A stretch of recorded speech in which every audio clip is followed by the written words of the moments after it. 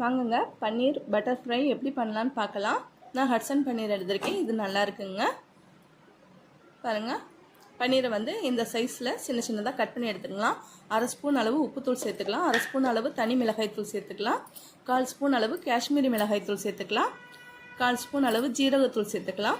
1/4 spoon அளவு சோம்புத்தூள் சேர்த்துக்கலாம். 1/2 spoon அளவு கரம் மசாலா தூள் சேர்த்துக்கலாம். மஞ்சத்தூள் கொஞ்சமாக சேர்த்துக்கோங்க.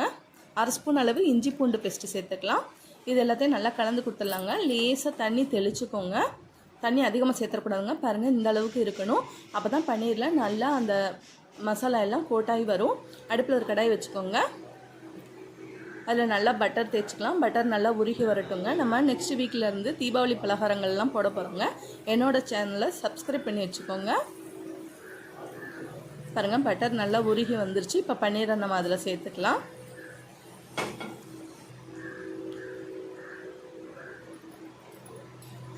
இந்த பன்னீர் பட்டர் ஃப்ரை வந்து ரொம்ப டேஸ்ட்டாக இருக்குங்க.